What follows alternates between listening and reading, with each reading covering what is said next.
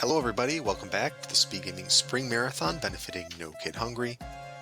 All proceeds from this marathon will go to our great charity partner No Kid Hungry, who has the mission of ending childhood hunger. We've got links in the chat that you can use to donate, etc. And I do want to point out that we did have a donation that just came in from Space Spiffman for $30. Who says Super Mario Maker 2 blindfolded level showcase. So our $30 donation goal for that has been met. So after this run is over, we will see some blindfolded levels from our runner. But without, and I do want to point out we have a couple other incentives coming up. In particular, we have Pokemon Pearl has several incentives, so go and check that out. You can get a link to that link in the chat will take you to the site that shows all the incentives and all the prizes and everything like that, as well as the schedule. And without further ado, let us hand it over to our runner, Uncle Slam, and our commentator, John Nash IV.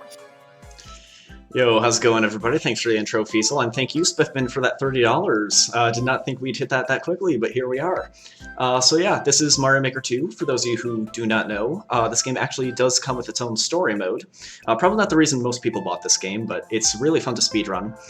John, do you want to say hi to the lovely people watching right now? Yes, hello. Well, I've sometimes before run this, but really the one that you're here to see is Slam. So yeah, whenever you're ready, Slam. All right, yeah, time will start as soon as I hit story mode. So 3, 2, 1, let's jam. Alrighty, so the whole goal of story mode, in a nutshell, is just to finish building Princess Peach's castle, which, as you can see here, is finished. So that's time. Thanks everyone for watching. JK, there's a little more to it than that. But yeah. So right off the bat, we get like a minute and a half text, nothing too special. But the main cycle of this run is going to be, we play levels, we get coins, we use those coins to build parts of the castle. Rinse and repeat. So the way we collect coins is, we'll get them in two different ways. First is the first level clear bonus, which the first time we beat any of the levels in this game, we will get a certain number of coins from them that can range anywhere from 100, 150, 200, or 300 coins, depending on the difficulty of the level. And on top of that, any coins we collect within the levels will also get counted to that total. So you'll see me in a lot of cases not going through levels as quickly as I possibly can, but I'll be going out of my way to collect large amounts of coins. Generally speaking, we want to collect about 3 coins per second. That's a really rough estimate, but yeah, that's essentially what I'll be doing here. John, if you want to elaborate on that at all?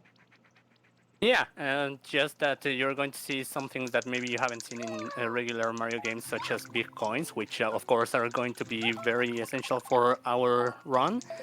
And yeah, as you can see, well, now the castle is gone and we have to start rebuilding, so we're going to the first level. Yep, so this is one of the few levels we actually will kind of blaze through as quickly as possible because there aren't a lot of areas with a huge amount of coins. Yeah, so right there we get a 10 coin. That's the only big coin we'll see this level. We'll get a lot more later on, and music notes are as cooperative as usual, I see. Yeah, you can flip into things as well. It's actually a second big coin there. Yeah. Yeah, I'm a liar, sorry. Yeah, you also saw that I hit the top of the flagpole there. So how I finish levels is also very important to the coin count. So when it comes to most levels with flagpoles and all that, I'll try to hit the top because you get 10 coins at the very top, then 5, 3, 2, and 1 as you get further and further down. So this is a good starting point for to explain how we build the castle. So the first thing we start with is the foundation. After we build that foundation, because we started building it, it unlocks 3 more levels for us, and every single time we start building a different part of the castle, it will unlock more levels for us to play. Whoops, we do not want to play a downhill battle again. Yep, that's something, menuing is hard in this game. Little bit. And menuing quickly is even harder. Yeah, so this is the first 3D world level we'll see in the run. So Mario Maker 2 introduced this new level, and it has a bunch of different quirks that the other levels don't have. And that includes the cat suit, which we'll be using quite a bit in this level and the rest of the run. So with it, we can climb the background, like so. We can pounce. And in the 3D world, we can also do lawn jumps, and those are helpful in quite a few places. Yeah, the catsuit in particular. Yeah. And one other nice thing about the catsuit is that if you hit a flagpole with it, Mario will automatically climb to the top. Most of the time. If you hit the very bottom, he'll stop at like the 5 coin margin, but it's really, really easy to avoid doing that, so. Yeah, more on how we finish levels. Actually, one thing we should get into is that once you start building a part of the castle, you'll see it has a certain number of hammers below it. In this case, the foundation has 2. Those hammers will fill in every single time you play a level after they show up. So in this case, since there are 2 hammers underneath the foundation, it'll take 2 levels for the foundation to be completed. And every single time one of those shows up, it's like a 4-second animation. And once a part is finished, there will be this whole like celebration animation where all the toads will be like, "Yay, we made progress! Woo!" And you know, obviously that's just downtime we don't really need. So we're going to try to minimize the amount of hammer animations we get in the run, as well as the celebrations. So later on in the run, we'll try to build parts of the castle as close together as possible. So we reduce the number of animations we have to sit through. It's some of those small amounts of time that you can just save by staggering things in the right way. Yeah, it's a bunch of, like, I call it invisible time save since, like, you can't really tell it's there, because, you know, there's not a lot of level playing in that whole, series of events, but... Yeah, and here we have our first platform scroller. There are a couple of these in the run, but not too many, so... And there's a 30 coin at the end that I'd really love to be able to get here. It's a little trickier to get than it should be, but...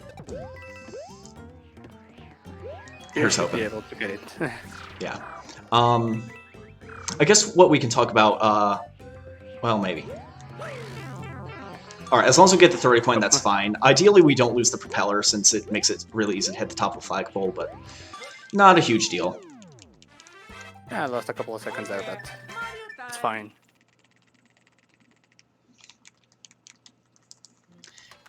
Yeah, so coming up into level 5, once I start building the West Hall.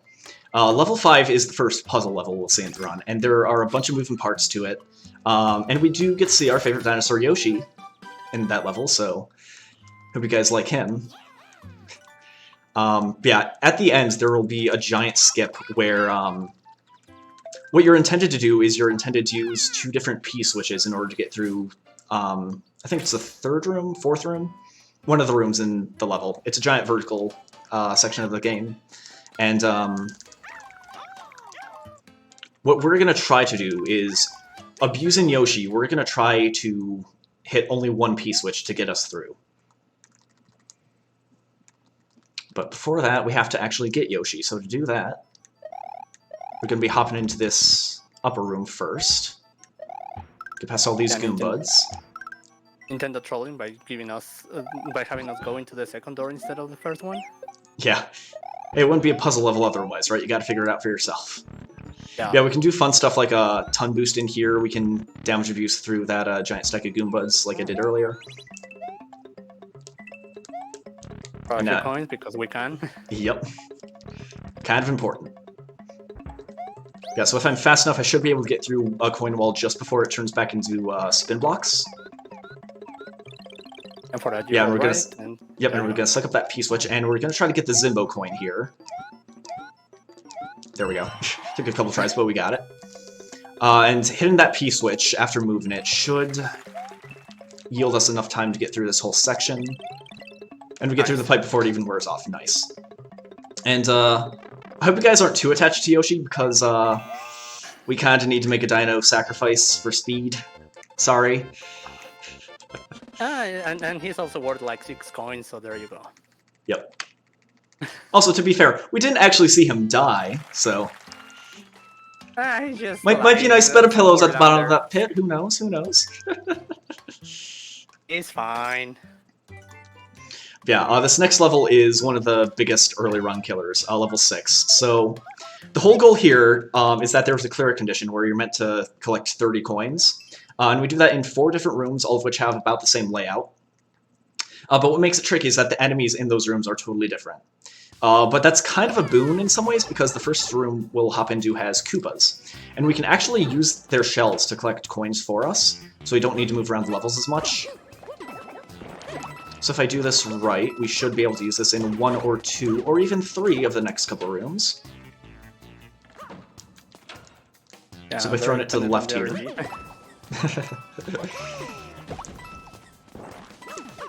Alright, good, we got it the first time. Nice. This next room has Pom-Pom, which is a very RNG-heavy part of the run, because she can teleport, like, basically anywhere in this room. Okay, so it looks like we're not going to get the shell back. That's no problem. Yeah. Because we do have a backup set of movement in this room here. And it only loses, like, 2 seconds max if you lose the shell in the Pom-Pom room. This is actually altogether a really good level 6. It's always good when you don't die. Yeah. Level 6, so. Yeah, if I can get through that level without dying, you know it's a good run. So we're off. So yeah, let's see here. I guess during this next level we can talk about like other ways we can finish levels. So there will be levels in castles too, and if you're familiar with Super Mario Bros. At all, you should know that castle levels tend to end with an axe, and it doesn't matter how we hit those, it'll always give us 5 coins whenever we hit it. So those levels are really nice. Super Mario World's levels will end with a finish line that will go up and down. Again, if you've played Super Mario World, it's a lot like that. However, we only get coins if we actually break the tape. If we hit the finish line and don't touch the tape, we get nothing from it, so we want to avoid that, ideally. And then there are the Super Mario Bros. 3 levels, which, John, if you want to explain how those finishes work. Oh, yeah. So, well, you just saw Stewie playing Super Mario Bros. 3, and you saw that there is the chance to get either a mushroom, a star, or a flower in those endings. Well, here they added a second mushroom, which is a 1-up. And basically each one of those, well, in order of mushroom, then flower, then the star, then the 1-up, they are worth 1, 3, 5, and 10 coins each. And basically we are just timing for the 1-up, but yeah, that's even more fun because we need to time things right. I'm sure that Slam knows how to do it, but it can get strange if we don't get a few of them. Yeah, ideally you hit it early because then you get the star, which is still 5 coins, so you only get half, but it's better than the other 2, which only yield 1 and 3. So Seesaw's Catapult has a couple skips here. The first one we'll be seeing is Seesaw Skip 2, and after that we got Seesaw Skip 1. So 1, 2, and 3. Okay, that's Seesaw Skip 2, and Seesaw Skip 1, we literally just spin and jump through those guys. If you're wondering why Seesaw Skip 2 comes first, it's because we used Seesaw Skip 1 before we knew about Seesaw Skip 2, so the more you know. Yeah. I promise we know how to count. Ordering is just based on actual timing of usage, or when we discover them, not when they happen in the level, so. Yeah, because why makes sense. Yeah. Alright, well that went about as... Go ahead. Otherwise we wouldn't remember them. Yeah. Yeah, that level went actually pretty well. We did a damage abuse at the end. You're meant to, like, bop those piranha plants up with a Seesaw Skip ground pound, but that's slow. This next level is actually really cool because it uses the underground subworld theme. So, you know, right now, you know, physics are totally normal, nothing special to write home about here. But as we go into the subworld, everything will be upside down. All this does is invert the gravity, but it definitely changes how we approach this level otherwise, because if we can only do it right side up, there are a bunch of bottomless pits we cannot get past. And we're gonna kind of abuse that, because of this, there is a 30 coin that Nintendo did not intend us to be able to get, but we're gonna try to get it anyway using this shell. So first thing I'm going to do is I'm going to go into the subworld here. This is a relatively new addition to the route, but we're going to collect a bunch of these coins as well as the 30 coin here. And because there's a 30 coin there, there's going to be one on the overworld equivalent. And that one we're not meant to get, but if we time this shell throw properly, we should be able to collect it like so. Perfect. Nice. And we got the 1-up, nice. That one is pretty much timed. Everything there in that ending has to be done right to just get it. Yeah, practicing the ending for the SMB3 levels is a little A little tough, but it's not the worst thing ever. Took me a second to remember which hall to build there. Yeah, so here we're going to build the main hall. That takes 4 hammers. After we beat the next level, the east hall will take 3 hammers, so we will save a little bit on the animation there. Now we're actually going to come over here for the next level, because Underdog here, despite destroying the castle, he does want to help rebuild it, because he's a good boy like that. And in this case, it's a level with a clear condition where we need to avoid getting picked up by the claws. There are a lot of them in this level, though, so it's easier said than done. Yeah, definitely. And I mean, we probably haven't talked about these clear conditions, something that, yeah, is new as well in here in Mario Maker, which is just you need to do certain thing in order for the flag or the finish line to be available. If you fail to follow that, then yeah, there's no way you can get out of the level. Yeah, so like if I got picked up by a claw here, you know, I could still play the level just fine, but once I got to the finish line, it would just like cease to be there and just be like an outline of the finish line, and that would just be bad news bears. And we don't like bad news bears. Yeah, once you hit the, you know, second half of this level, it's really easy to avoid the claws, so no difficulties there. Nope, everything went just fine. Yeah, you're gonna see a lot of these clear condition levels. I was counting them. There's almost 20 of them in the whole run. So.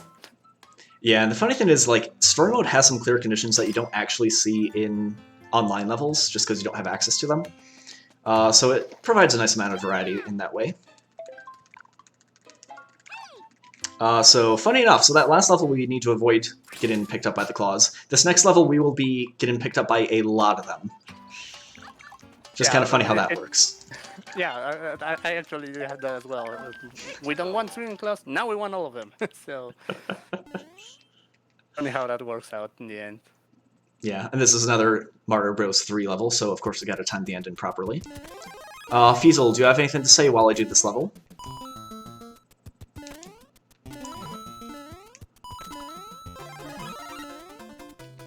Yes, no, maybe so? It's fine, we're just going fast using the star and coins. Perfect, 1-up finish as well. Let's go. Very nice. Alright, so this next level is another puzzle level. It's actually a really interesting idea. So it's called the Keymaster, and the whole point is we want to pick up 4 keys in order to reach the end. But if you want to, you can pick up, I think, 8 keys? Or is it 7? I think it's 8. I think it's 8, yeah. Yeah, to get the quote-unquote true ending, which yields a lot of coins. The problem is it takes a lot of time to get all of the different keys in this level, so it's definitely not worth it, even though we do get a pretty good amount of money from it. So you can, you know, get the keys in a variety of different ways. The way I'm going to do it is I'm going to do the 3 rooms on the right. There are 3 more, I'm sorry, I'm doing the 3 on the left. There are some on the right, which we're not going to see. But with the P-switch, I can just throw it up there and get that key. And then in this room, I can toss it and activate it to get a bunch of coins as well as the key. And then when a P-switch is active, the conveyor belts in levels will actually pause. And since there's a conveyor belt level here, it'll make navigating it a lot easier than it otherwise would be. Oh, almost got all the way to the top, but... Yeah, I don't know that like it's possible if you use these strats to get to the top without them activating. Also, Pyump. Ah, almost. Ah, almost. If you get that, it saves like half a second, but not a big deal. Yeah, so you can see here as we start going through these doors that there are some up top as well. Or there's a set of pipes up top as well. There are doors beyond that. And it is the only way to get the top of the finish line here. But again, it just takes so much time to get the rest of the keys that we might as well not even bother. Yeah, those coins, yeah, we have ideas of the coin rate versus the time, and yeah, that's not worth it at all. Yeah.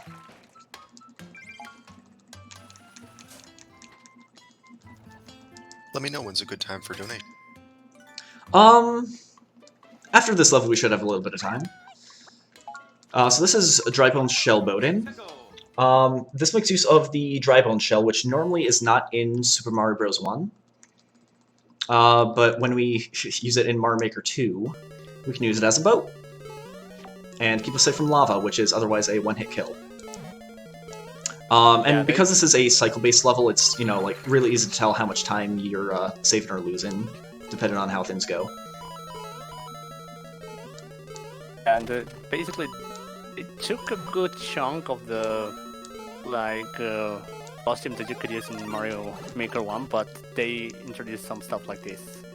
Yeah, yeah. Also, shoutouts to a runner named Sheepley's Day for finding that 50 coin, until he found that, like, oh gosh, when was it? Like 8 or 9 months after this game came out, the speedrunning community had no idea it was there, and because of that and another coin he found, we managed to save like a minute off of the 90% record. So, yep. Yeah, very useful, very useful. We're already doing that level, and oh, there's 50 coins just for free. Okay, yeah, we take them. Also, by the way, the Bowser Fire at the end there is completely RNG dependent. So the fact that we didn't get hit there is really, really nice. Alright, we got 2 quick donations here first time. Sure, go for it. Alright, we got a $50 donation from Lark, who says, without mushroom for error and every jump counts, it takes a truly crafty builder to speedrun Mario Maker 2. Wishing you a slam dunk of a run for this awesome cause. Your college pal, Lark. Alright. Thanks, Lark, you're the best. Alright, we have a $100 donation from Johnny Four Toes, who says $40 to Chrono Trigger Randomizer, $30 to Anti-Chamber Any Percent Showcases, and $30 to Superliminal Glitch Exhibition. So that's great. That gets those off the ground. Thanks very much, Johnny Four Toes. Yeah, Johnny, that's awesome. Appreciate it. Alright, so this level introduces Twisters, and I have a love-hate relationship with these guys. In Mario Bros. 1, 3, and World Styles, they're actually okay. It's when we get to U that things get a little dicey, because the physics on them just gets really, really weird. And we will get a demonstration of that later in the run. Yeah, for sure. But for now, we're kind of like avoiding most of them in this level, even though they are helpful not to take damage, but well, we have the mushroom, so why not take some damage here and there. Yeah. Also, I'm 3 for 3 on the 1-ups for the SMB 3 levels. That's actually really hard to do. Yeah, but hey, let's go. Yeah. This next fireworks here, sorry. Yeah, don't worry about it. This next level is called No Jumping Allowed. There is one single rule we have to follow in this level, and it's that Mario is not allowed to jump. John, what's the one rule in this level? Technically, it's not that he cannot jump. He cannot land into the ground, but sure, he can jump. Yeah, so basically the way this game determines... Oh, wow, that usually doesn't happen. No. That's, you know, if I was going to die anywhere in that level, that's not where I would have expected, so... Alright, we're all good. Yeah, its hitbox is a little deceiving, it's fine, it's fine. But yeah, so like, the way this game determines a jump is anytime Mario leaves the ground and then lands. So you'll see an instance in this next room, actually in several rooms, where it looks like Mario should be fine to move, but because of how the clear condition works, we actually are not allowed to unless we, you know, don't care about finishing the level, which we do. Yeah, definitely. That's the most important part, to be able to finish the level. And there is also some weird rules with what counts as ground and when you retouch the ground, which, well, we're not seeing here because basically we are mostly attached to the ground in this one, but in some levels onwards, there's going to be, yeah, this situation as well. And yeah, we'll comment on that. Also, that thing I did right there is Flame Skip. That saves 4 seconds if you get it, and you have to restart the entire level if you fail it, so I'm glad that worked. So if I was going to die anywhere in this level, that's where I was expecting it to happen, but... Yeah. Also, right here we've got Bouncer Skip. Perfect. Very nice. And, John, real quick, can you remind me what the one rule of this level is? Yeah, no jumping allowed. No jumping allowed. Remember that, guys. No jumping allowed. If you jump here, you failed the clear condition. You can't finish the level. It's just not going to happen. And, yeah. What were we saying? Never mind. The name of the level is wrong. Yeah. As long as you... So you can jump in no-jump levels, but if you do hit the ground before you hit the finish line, then that's when it disappears. If you hit the finish line before you hit the ground, then you're fine. Yeah, and it's possible to actually hit the bottom of the flag there and actually fail. Yeah, I had that happen once in practice, and Yeah. never again. So thankfully it wasn't during an actual run, because I probably would have just ended stream if that would have happened in an actual run.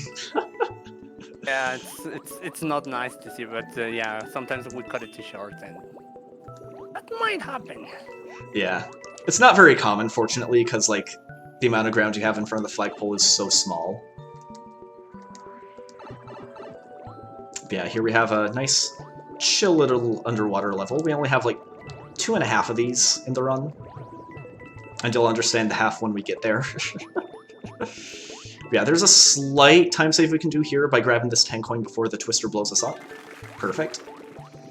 Yeah, that saves about 2 seconds just by not hitting the twister. Because if you do hit it, then it'll blow you up into the ceiling. It will actually slow down your momentum quite a bit, which is weird considering it's only pushing you up, but it is what it is. A little bit like there, but that's fine. We want to go up fast. Yeah, and next room has the flagpole, and this is by far the easiest top of the flagpole to get in the entire game, if you ask me. Yeah, Like, definitely. yeah, this so level 20 is next. This level is entirely based off of the Koopa Clown Car and traveling. You know, Nintendo wants you to travel through as much of the level as possible with the Clown Car, but because going down in the Clown Car is slower than just letting gravity do its job, for the most part, whenever we want to descend in the level, we'll just hop out and, again, let gravity do its job. Because we like physics. Yeah, and they didn't take into account the speedrunners, so... Yeah. Honestly, there are bits and pieces of the game that make me think that Nintendo knew people were going to speedrun the story mode. I'll touch on one in particular when we get there, but that's not until much, much later. So here, once we destroy the wall, we're just going to do a little bit of this.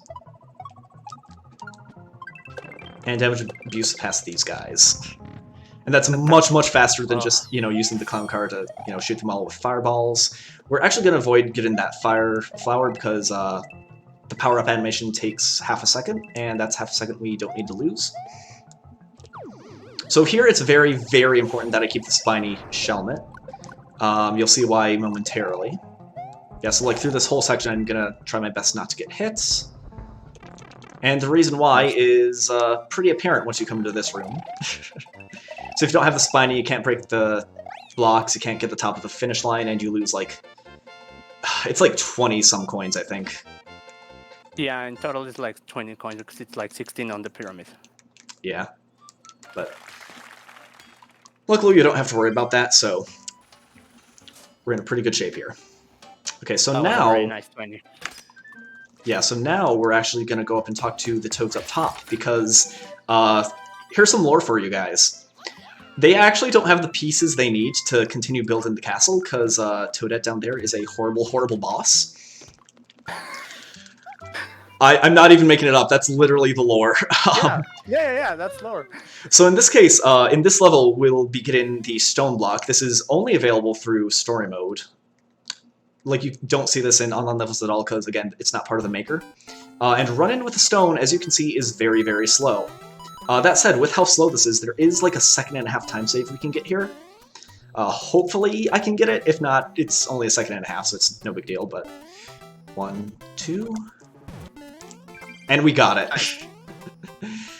So, like, yeah, throwing it and having the block pushed up there, like, saves the time of you walking up there and, making sure that Goomba's not going to get in your way. Also, right there, you notice I turned to the left with the stone before finishing, and that's because if Mario is facing to the right when he lets it go, it'll block his path and keep him from going off screen. And what that'll do is it'll actually make the level take longer to load out than it otherwise would. So even though, you're not playing the level anymore, it still takes longer to get out of the level if you do that. So by facing left, that's like this, free couple seconds. Which is something not a lot of people know about this game. Again, that's probably just because the stone isn't in normal levels, so... Yeah. Yeah, that doesn't help. Yeah. Head into clouds. Don't blink or you'll miss this level.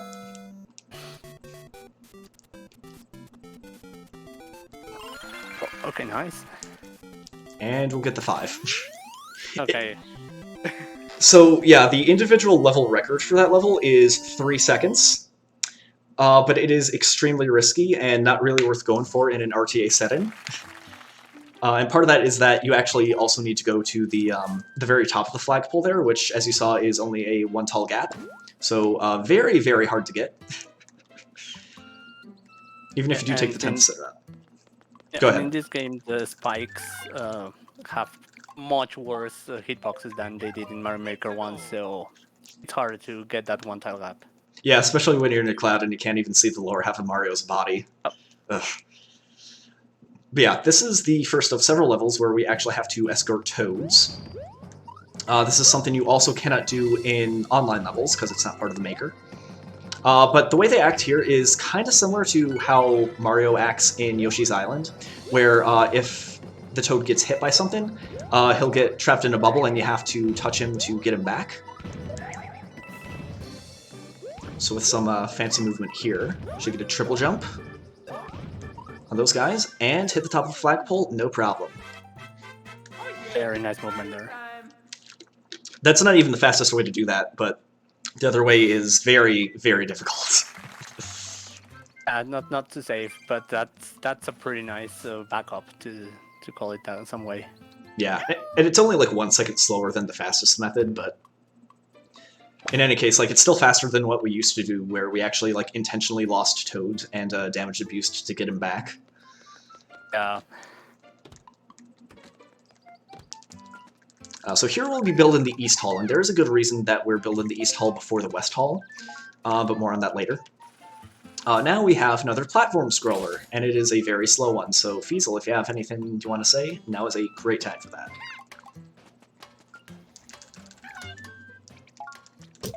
Gosh, let's see. I don't see any new donations yet, but I would like to point out that if you go to speedgaming.org/NoKidHungry, you can see a list of all of our incentives and all of our prizes, as well as a schedule of what's coming up. So check that out. There's plenty of things to donate for. Yeah, lots of good runs and all for a good cause, so definitely donate if you feel like you want to. So yeah, this level, you know, as you can tell, pretty dang slow. Got a snake block. You notice that question mark block in the middle of the level? We're actually going to use that to avoid most of the snake block's path. It is possible to get that 10 coin with a very precise jump. I just choose not to go for it because it's very risky to go for. It's a very tight jump to get that. And also, well, we don't like auto scrollers. That technically is one, so yeah, we just half of it. Because why not? Yeah, there are very few actual auto-scrollers in this game. I think there are only 2, maybe 3 we see. No, I think there are 3 we see in any percent, but yeah, for the most part, they're not that bad. So this level is one of my favorites to run in the entire game, because it introduces the bullies from SM64, so say hi to the bullies, everybody. Oh. And now say goodbye to that bully. We can actually use one coming up here, like this first one we'll see, to get a nice little speed boost there. And this is another clear condition that you don't actually see in the normal level maker, where you have to touch the top of all of these trees. Unsure why it's not in the normal level maker, but I guess it is kind of niche, isn't it? Oh, also, Nintendo wants you to jump off of that bully to get the top of the flagpole. We don't need to, though. That's actually going to be a run-in trend in this run, where we hit the top of the flagpoles in ways that Nintendo did not intend us to. And actually, the next instance of that is going to be the very next level, which, funny enough, is an auto-scroller. So kind of hard to gain or lose time here, though there is a slight setup we can do that... I guess it doesn't really save us some time, but it like ensures that we don't lose any time. Yeah. But it's not until like... really the... Go ahead. The first, no, that this is the really true auto-scroller of the whole run. Like, there's really no way to skip it, and yet it's faster than many other levels around it. So we do it. Yeah, the big way we determine what levels to play is based on how many coins we get per second. So we take into account the first clear bonus for starters, and then like how many coins we're able to get quickly in the level to figure that out. If it's, you know, slower than a certain margin, like, you know, it takes too long to complete or it gives us far too few coins, for the most part we're not going to bother. And right here, yeah, you're meant to jump off of that ant to get the top of the flagpole, but we can literally just run and jump from the base platform and save us that hassle, so.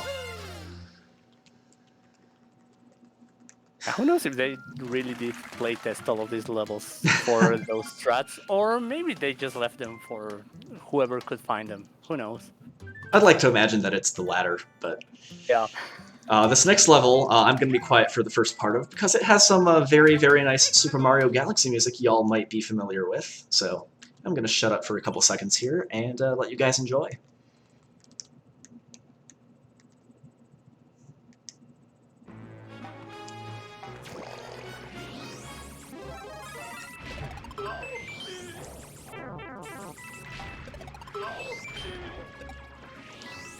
That's some good stuff. So yeah, at the end of this level, we'll actually be fighting Bowser. And with optimal strats, we should be able to eliminate him with, assuming I don't get hit by this guy. Yeah, we should be fine. We should be able to eliminate him with 5 shots of the Koopa Clown car, so...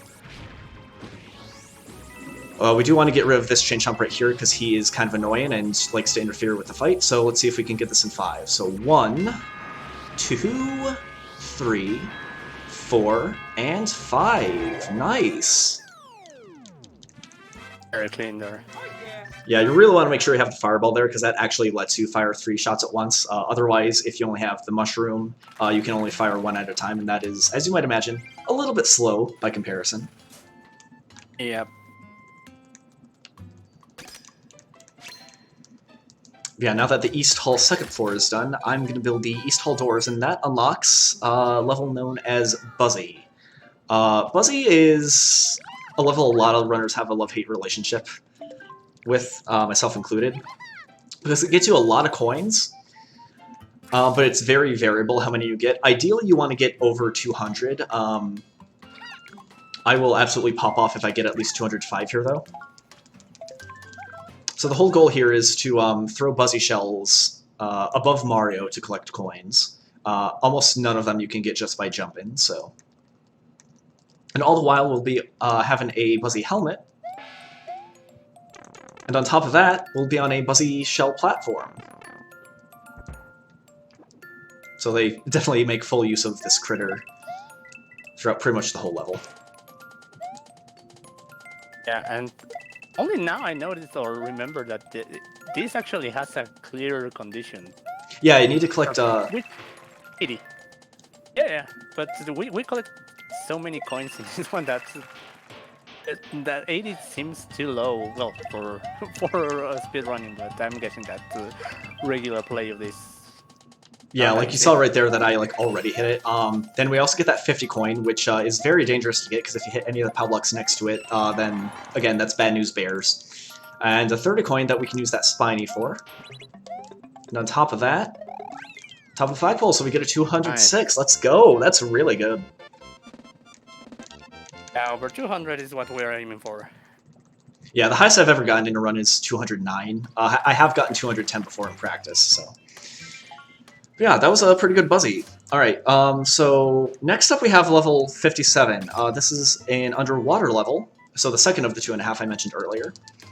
And the best way to play this level is to not accidentally forget to hit the down button. So I guess we're going back into Buzzy. Yeah. No. Actually, you get so many coins at this level, I'm just going to play it out. It's fine. Yeah, I was going to say that the best backup strat at this point, just play it out. Yeah, because otherwise we have all the loading zones to get through. Yeah, I'm just going to play this out again. So who knows, maybe we'll hit 205 or more again. That'd be nice. Yeah, I mean, maybe get you out of this love-hate relationship with the level. Who knows? Yeah. Dude, if I can get a 206 again, that'd be amazing.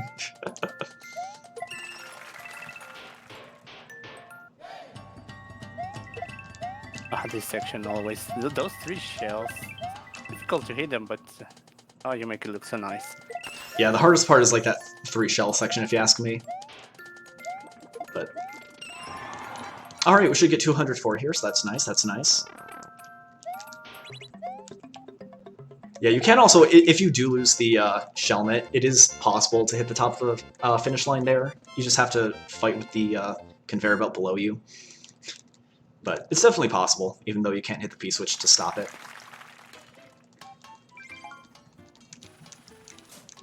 Alright. Well, now we can go into 57. Yeah, for real this time. Okay. Right, so like I was saying, it's an underwater level, and oh dear, it looks like I accidentally forgot to hit down again. Weird.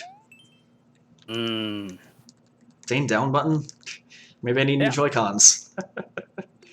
Menuing is hard, we said it at the beginning. Yeah. So, in case it wasn't obvious by now, we're actually intentionally playing this level more than once because, like I said before, the main thing we want to focus on when determining what levels to put in the run is how many coins per second they yield. And even without the first clear bonus, you get a lot of coins decently quickly in this level.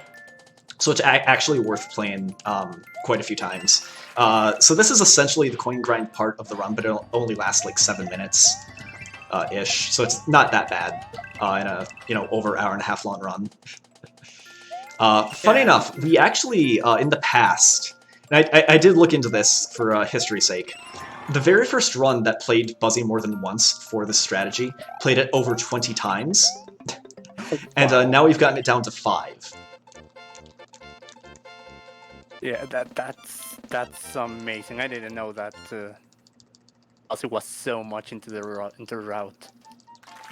Yeah, like, you know, the first 2 days of people running this game, like, people just assumed, oh, well, if you don't get the first clear bonus, it's not worth playing.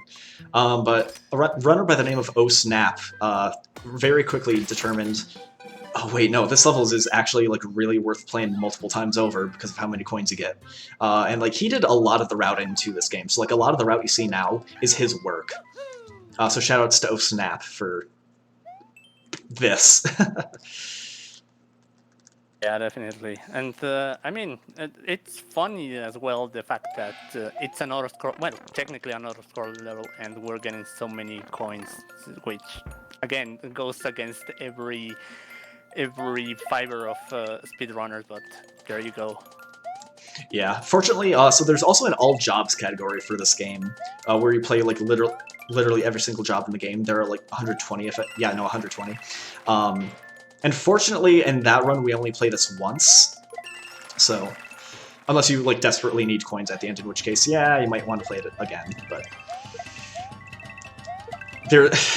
So, the specific category I'm running here as well is no Luigi assist, which basically means, like, we can't use Luigi to help us, you know, get through levels. But the Luigi assist run actually plays this level way more frequently. Like, I think the current world record plays it 18 times. And that's one of the reasons why I think no Luigi assist is by far the superior category. Because it's a lot less mundane. Yeah, that's too many times for Buzzy. But Little bit. I guess there's a reason. Yeah, like, it goes from, you know, this run where it only takes, like, 7.5 minutes to taking, like, what is it, 18 or something? Yeah. It's a wee bit redundant, but yeah, don't worry, this is the last time we should see it in the run, so enjoy it while it lasts.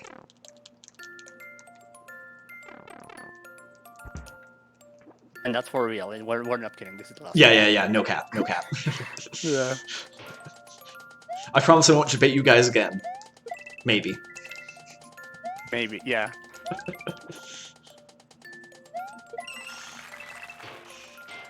Yeah, my Buzzies so far have been pretty dang good. I think all but one of them have been 205 at least, so no complaints there. For real, again, anything over 200, just what you're shooting for. 205, just cherry on the top. Yeah. Like, no joke, this is the level I've put by far the most amount of time into practicing, just to make sure I get a good coin count every single time. Nice, 204 as well, let's go! Very nice. Alright, so now that we're finally done with Buzzy, we get to move on to level 57 for real. Cross my heart, hope to die. Yoko's working. Yeah, so this is another level where we need to collect all the coins in it. So the nice thing about these levels is that you can very easily tell how many coins you're going to get when you leave the level. And because this one's underwater, it yields itself to some interesting movement. We're also going for cycles here. Yeah, also, so like the first half of this level and the very end have blinking blocks. So it's the first half is very, very cycle based. The second half is more so based on bloopers than anything else. And we do not like bloopers very much. No, they're very random. Yeah, yeah, this is the last of the blinking blocks we'll see until the very, very end. Here we've got some bloopers that actually can't harm us. We do like them. That's a nice visual appeal, but yeah, this guy is the first where it sinks in, oh, we're going to be dealing with these guys a lot, aren't we? The first two aren't that bad to dispatch, like as long as you shoot a fireball in there, that one will bite the dust pretty easily. This one you have to do some interesting movement to get him to go where you want, but besides that, not too bad. And then if you fire a fireball right as you leave that pipe, this guy will be no more. And this last guy is the only one you really have to worry about from this point on. There is one a little bit later, but we tend not to worry about him too much. So yeah, right there. I specifically avoid getting the top of the flagpole there only because it's a little bit faster to hit the 5. That's definitely a good example of trade-offs in this game where it's like, okay, do I want more coins but spend more time getting them, or do I want to finish the level a little bit faster but lose a couple coins in the process? So this level, or this whole run is like very nice for people to, you know, kind of pick and choose what they want to go for. Unfortunately, the cycles don't match the speed of players, so yeah, we go for the 5. Alright, so going into level 60 here. This one has low gravity. This is the first of 2 or 3 levels, I think, that have low gravity. Again, yeah, this is like part of the nighttime theme. So a lot of this level deals with twisters. Again, love-hate relationship with them. They're mostly fine in this level. There's one part we'll see later where they're a little more finicky than I'd like them to be, but for the most part, we just get to chill, enjoy the nice little Super Mario World remix. And this is actually the part I'm talking about here. So there are going to be some spin blocks. I want to ideally hit 2 of them there. Okay, only hitting 1 is fine, as long as I can slip through, yeah. Nice. Yeah, if you, like, miss it the second time, or, like, miss going through the first time, the backup movement you have to do is very frantic. Or at least it looks very frantic, and it's not super consistent, but with a proper setup, you can get the top of the finish line just fine. And the reason I delayed myself at the very end there was specifically so I could line it up right. Because again, you want to hit the top of the finish line as much as you possibly can. Yeah, fortunately there that tape starts somewhere around that ending of the level, so we just have to trigger the start of it, and we just wait for the right time to jump into the twister. Yep. And then if you guys like 30-second speedrun levels, oh boy, do I have the level for you, because this one is specifically meant for speedrunning. We only have a 30-second time limit. We usually finish it in about 25 seconds, 24, 25 seconds. But we also get, I think it's 300 coins for the first clear bonus, which is the highest amount you can get, which is very, very worthwhile, especially considering how fast it is. So I'm going to go for a spin jump there, which saves about 1 second, I believe. Yeah, something like that, but it's, well, it looks very risky. Oh yeah, oh yeah. Yeah.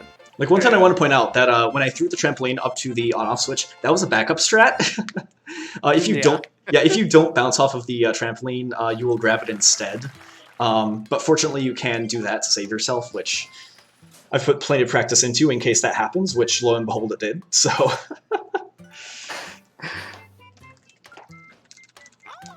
this next level is another auto-scroller, Begun Rotten Mushroom. It also uses a nighttime theme. In this case, it'll introduce a poison mushroom. If that hits you, it's essentially the same as hitting an enemy, and since we're Small Mario the entire level, we really want to avoid that, because hitting it means death.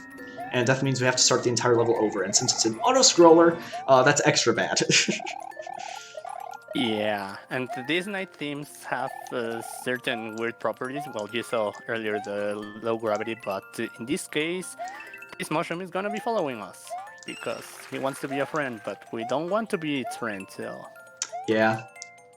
It's nothing personal, it's just like we don't want to get hurt.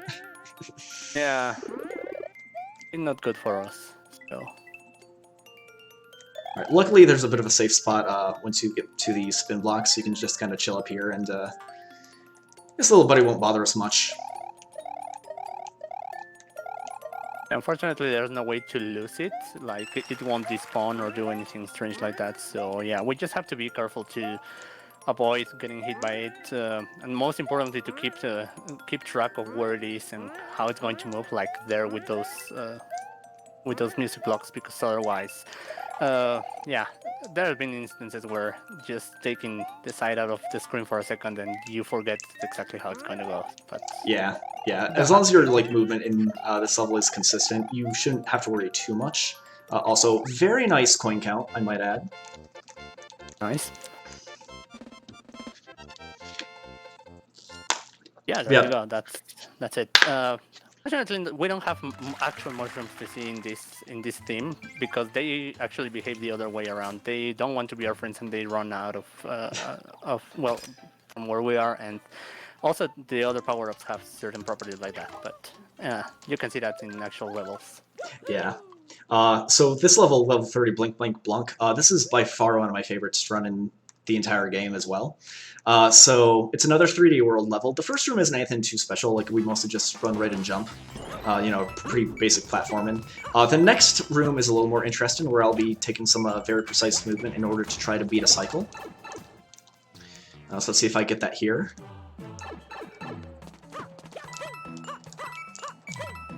Got it. Sweet. Nice. And the next room is by far the coolest. So I'm gonna be releasing a mushroom and picking it up a little bit later as it, you know, comes down to follow me. Just like that. And there's a 50 coin upcoming here where if I miss it, I will likely fall to my death and lose a bunch of time. But because I'm a trained professional, we don't have to worry about that. Upcoming here we have another set of like 2 very precise wall jumps. There we go. That's way harder to do than it looks. And that's basically all there is to this level. I should finish with the 258 on the timer. Perfect. Very nice. I mean that whole room or that whole level looks very very well performed, and actually it's not that difficult to learn how to speedrun that one. So I would say that if you want to speedrun a level that looks cool and all of that, this is the one to do it. Yeah, that one has some really cool movement, and even if you don't go for the most optimal route for that level, there are a bunch of other strats you can use, so very, very user-friendly. Definitely. Yeah, so now I'm going to start building the cannons, because what castle is complete without cannons? Yeah. Very nice for furnishing your living room.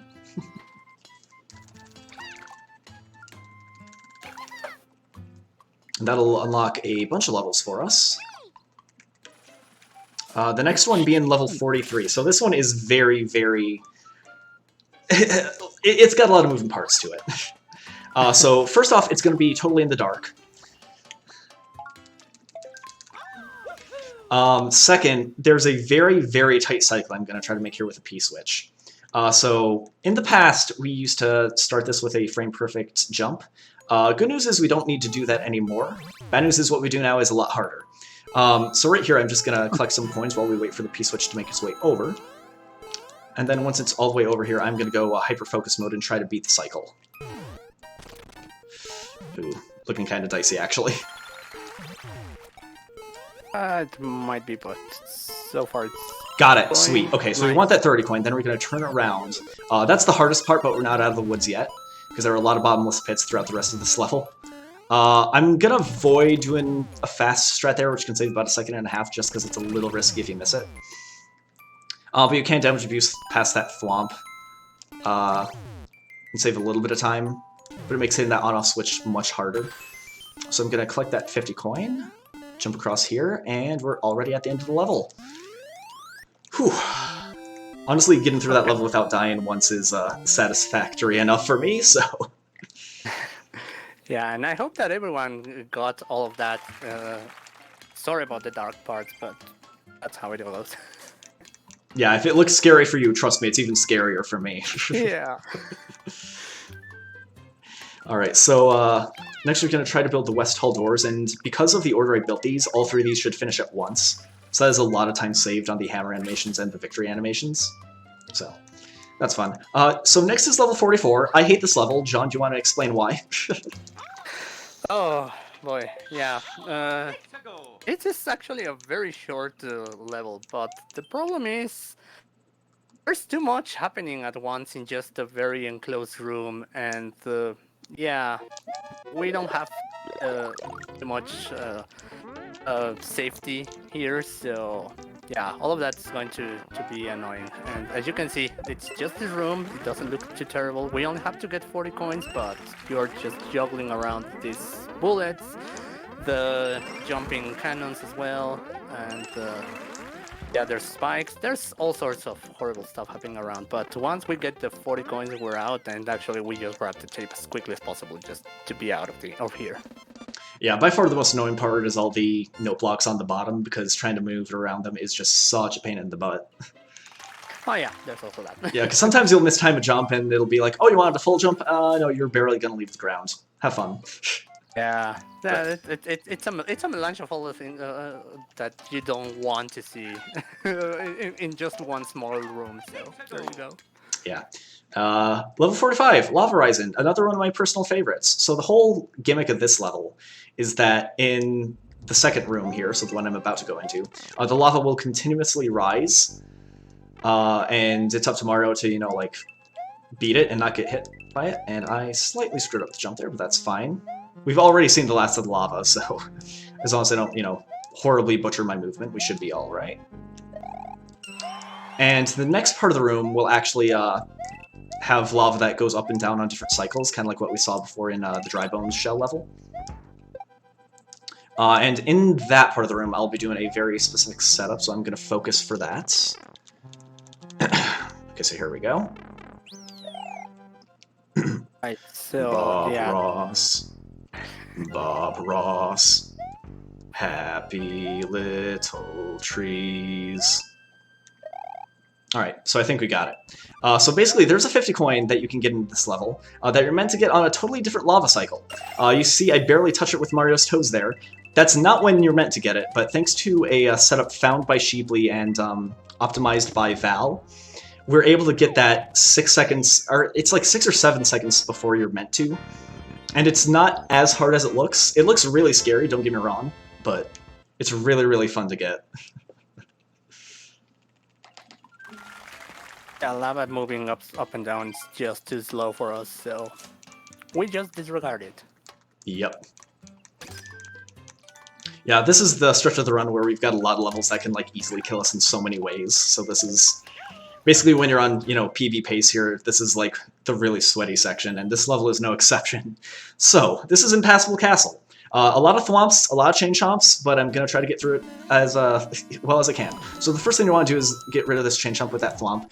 Get behind it before it has a chance to go backwards. Pop that guy up, damage abuse through him so you can hit this donut block before he comes back and turns around. And we're going to try to keep this Shelmet to the end of the level because we kind of need it for damage abuse later. We're also going to bop him there so we line him up well to take care of this chain chomp. Then we're going to duck underneath him so we can actually slide past without losing the Shelmet. Then as we come through here, again, we want to hold on to the Shelmet as much as possible. So once we get past this checkpoint, I'm going to wait just a little bit to jump here so the chain chomp doesn't hit me. Get that 10 coin, and hopefully get a corner boost here. We don't get it, but that's okay. Then we're going to get this mushroom. After we hit that, we're going to duck here, lose the Shelmet like I said we would, get that 10 coin, and then at the very end here, we're going to damage abuse again past that thwomp, and get the axe like so. And the difficult part of that is not just doing the movement, but actually commentating it. Well done, Sam. Thank you very much. Yeah, the crazy part is, like, that's not even the fastest way to do that level. You can save about, I think it's 2 to 3 seconds by getting a very precise shell jump after you throw it against a wall, but I suck at it, so I don't go for it. I mean, after all of that movement, really, that's fine enough, I guess. Listen, I did what I set myself out to do, so I'm happy. Yeah. And here we can see some of that, well, save time, because we staggered these sections of the castles, so we only get all of those congratulations screens all at once. Yep, and here we have another don't blink or you'll miss it level, so don't blink. Or do. I won't tell you how to live your life. And so we just have to kill the 6 dry bones, preferably before the lava comes through, and boom, there you go. Yep, no problem. Hey Mario, what do you think of this run so far? Oh. Oh. Well, okay, if you're gonna be like that. That's a nice little thing you can do at the end of that level. It actually loses a couple seconds, but it's cool to showcase, so. Yeah, he's fine. Yeah, see, look! He's back, he's already going into other levels. Nothing to worry about. Well, I got another donation to read if there's a moment. Go for it. All right, we have a $5 donation from Phantasma, who says, Feasel for trainer name in Pokemon Pearl. All right, well, I guess we'll put that up there on the board, but you're welcome to nominate other names, too. And we have another donation of $100 from Fujin to Ragin, who says, I choose you, Pikachu, for the Pokemon Puzzle Challenge, so that's $20 to Pikachu there.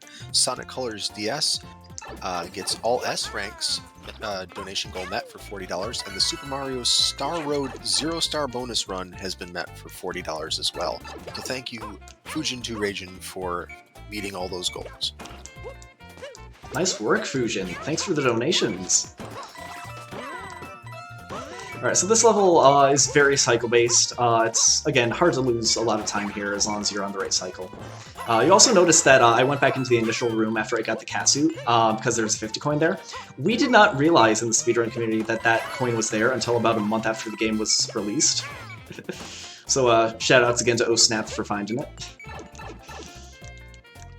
There's been a lot of that happening, and it's actually, I think, not the last one to be showcased here that we found too late. So.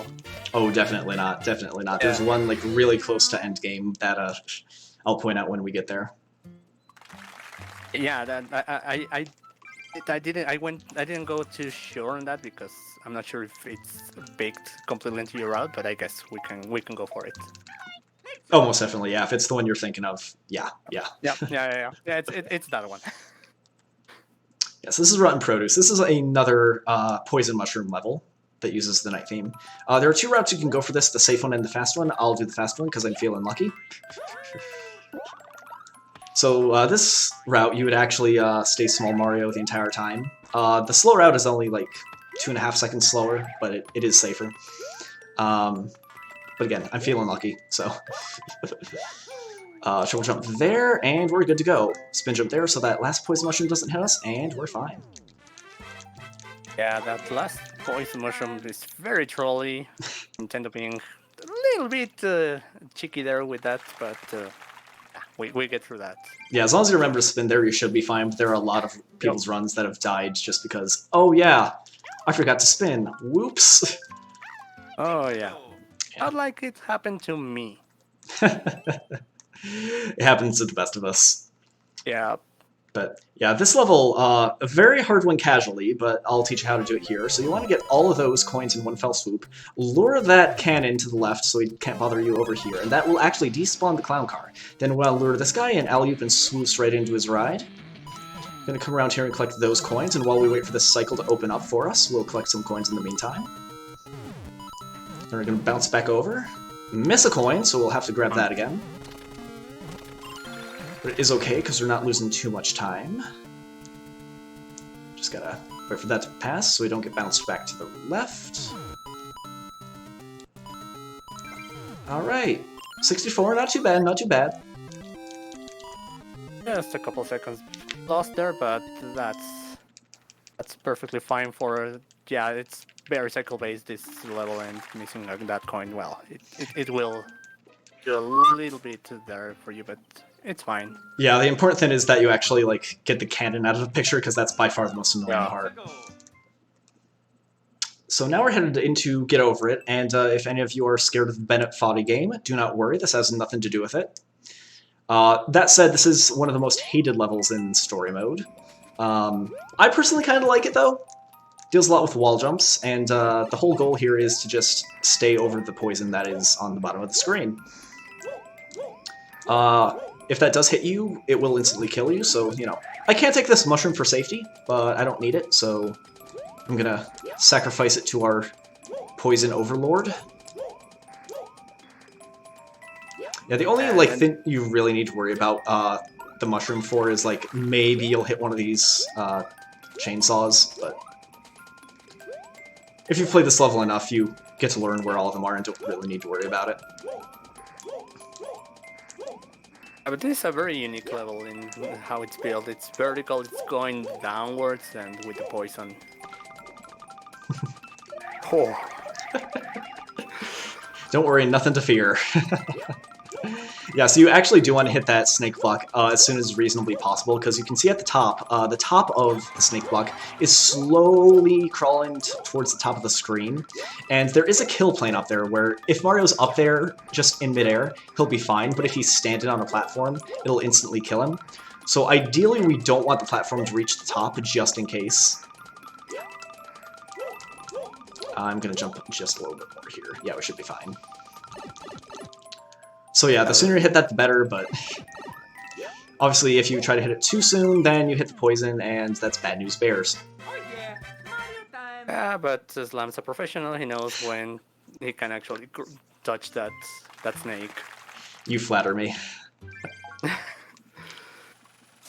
So I got a question for y'all in chat. Do you guys like Mario Kart? Because we'll be getting some mighty fine tunes. By mighty fine tunes, I mean literally just one track, but still, one Mario Kart track is better than none. So.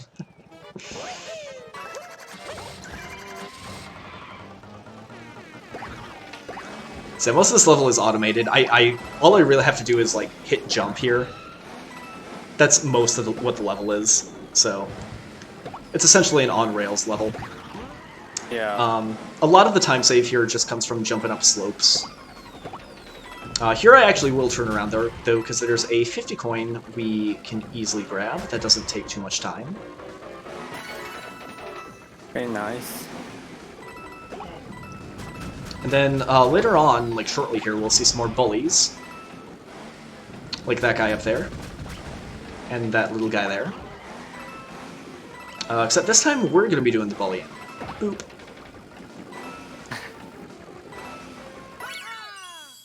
Easy peasy. Very nice. So that turnaround there with the swamp, it can be finicky, but Slam made it look like it was nothing. Yeah, it's very easy to hit it like too early or too late, and either like hit the thwomp or like have the thwomp hit you. Not super fun. So you might be wondering why I'm going all the way over here right now, and that's because there's this little old guy named Yamamura who has 3 levels for us. For the longest time, we thought they were way too slow to get because of all the, you know, time spent, you know, actually getting him out. Like, look, we've already spent so much time just trying to get to him. And this level is also pretty long, but it turns out you actually get a crap ton of coins from the first 2 levels. So it's actually worth doing, and this one is actually very, very rough. So I'm going to let John take over on commentary while I play it. Yep, so as you can see, we have again that clear condition of not landing after the ground, so we're gonna try to not leave ground. Never mind. So, yeah, Slam has to just let gravity do its stuff. He's just gonna go down as quickly as possible, of course, avoiding ground, as you can see, very nice so far. Grab that vine and keep going down. So far so good. Don't hit those saws because then otherwise you lose the cape and you cannot go into those vines. And we go all the way up to do the same thing once again. So up, there we go. And now actually we said that the ground was a strange thing in this game, and wigglers don't count as ground, so we can actually bounce on them and there's no problem. We can also touch with our feet the Koopa Clown car, and that's perfectly fine. Even the car can touch the spikes, and that doesn't count as ground. But yeah, we don't want that happening. And oh, this is a rough situation. Okay, we're good. We're good. Okay, there we go. Yeah, that can happen. Spikes are not our friends. at all in this game, but we're through the worst of that. And yeah, we just have to get through this pipe. We're gonna land into a cloud that will allow us to get some coins here on the left. No problem. We can get them because, yeah, that's we have the time for it. And we should get the tape in just a second. And no big deal besides that middle part there, but good job, Sewn. Yeah. Yeah, hitting those spikes is by far the worst thing that can happen that level, besides actually touching the ground, because you literally have no control while it's bouncing around at all. And generally, if you get hit once, you'll get hit twice. So, fun. Yeah, but nonetheless, that was done very speedily, and that's why that level is worth it. Yeah, it is one of the longer levels in the run, but because of how many coins you get, plus the coins you get from the level afterwards from Yamamura, it's definitely worth doing. That was actually part of the most recent route change that happened a couple of months ago, so... Alright, so next we're hopping into level 69, the Road to Wall Jump Mastery, and as the name suggests, we'll be doing a lot of wall jumps. However, so it's a very vertical level, but we're not just going to be, wall jumping our way up willy-nilly. I'm actually going to be trying to load in parts of the level at very specific intervals. The first example being with a shell we'll see right off the bat here. So I want to load that in at a specific point so that wall on the left loads as I reach it, so I can get the 10 coin. And here there's a saw right above us that I'm trying to load in on a certain cycle. Looks like we got it, yep. So we avoid getting hit by it there, and there are some bonsai bills near the top I'm going to try to spawn in at specific times.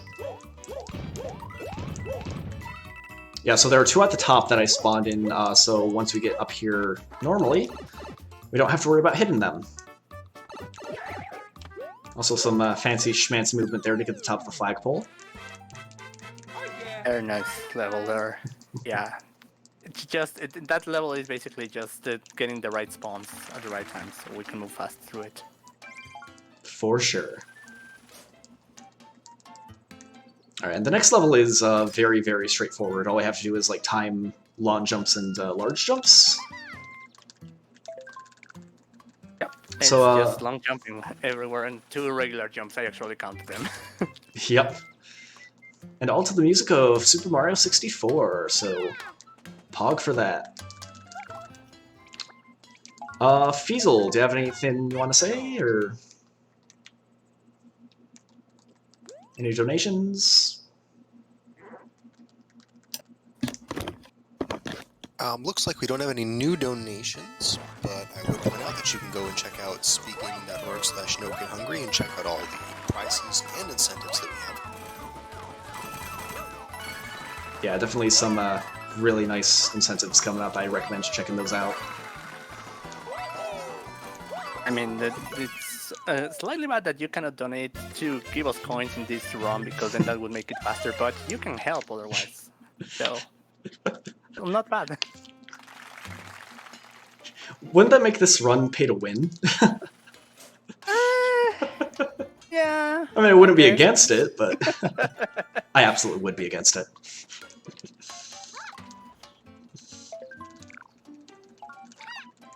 Dude, just imagine, you build the castle, in the first 10 minutes. I mean, that'd be quite the run. It would, well, yeah, it makes all the 120 levels pretty pointless, but... Alright, so there's a 30 coin at the end of this level that I can get if I want to. I will get it for safety. We might not need it, but just in case. In other words, if Slam is over by more than 30 coins, yeah, we could have saved it, but right now we can't tell. Yeah, it's a little close. I have in my notes where I want to be at this part of the run, so I'm just going to be nice and safe. Also, by the way, this is the only level in the run where we use the shoe, which is normally exclusive to Super Mario Bros. 3. Well, in the main games. You can use them in other styles in Mario Maker 2, of course, but... Yeah, it lets us do some fun stuff. Mostly just land on thwomps, scot-free. Actually, you know what? No, I will skip it. I'm feeling lucky. Oh, no, I'm not. Okay, I'm gonna play this a little. I'm gonna play this a little safe. Yeah. Okay. Yeah, I got a little Oh, bit of yeah. an unlucky jump there, but The intention was to get all of those coins with the chain jumps, but we don't have the damage boost anymore, so we have to do some backup. yeah, we have plenty of backup coins to get later, so it's not that big a deal. But so this level is very, very RNG dependent. Arguably the most RNG dependent level in the whole run, because for the most part everything is pretty consistent. Bloopers, on the other hand, are not. So the whole goal here is to beat all of them before you finish the level. If I'm very, very lucky, I can finish with a 285 or 284 on the timer, but it all depends on how they decide to move. I get bad RNG, awesome, and I'm just gonna end it there because that hasn't happened to me in a while. Holy smokes. That was actually like some of the worst RNG I've seen in that level. Yeah, that's part of it. We have to kill them while also trying to keep us afloat, and yeah, we can't do that if they're all bunched up like that. Yes. Okay, so that's good RNG. You want to get those top two together if you can.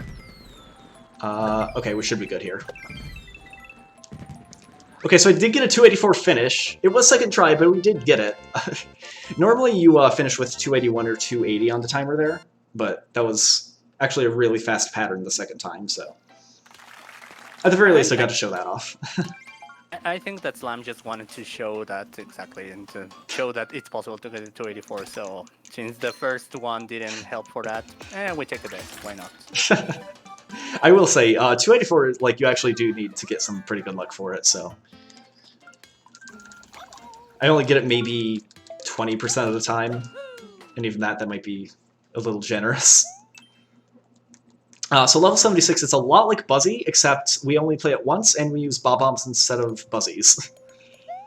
So you'll see here, I actually try to angle the Bob-Bombs just slightly. I want to get that the middle column of each of these shapes, because that's where most of the coins are. But if you angle it slightly, you can get a bit more. An insanely good run would get like 87 at least in terms of coins out of here. So we'll see how many I get here. Probably much less, based on how this has been going. Okay, 83. Not bad, not bad. We take those. Yeah, definitely. It's, I mean, it's slightly different to boss because then you also want to go fast in this one, and you have the ability to go fast, so... you just want to ponder those two sides, so losing a few coins here and there shouldn't be a big deal. Yeah. So this level, Sewn Destiny, 300 coins for the first third bonus. That's really good. Normally this is one of the longest levels casually, because it's a giant puzzle level. And the whole gimmick here is you want to bring the stone into 4 different rooms to solve the puzzles within them. However, oh, I missed the 10 coin. Okay, not a big deal. But what you can do, in 2 of these rooms you can cheese them. So like in this first room, if you jump up there immediately, you can beat this bullet bill and grab the key without needing to bring the stone in at all. And there's one more room you can cheese without the stone. I will bring it in there anyway, though, just because it's not that much slower, if it's even slower in the first place.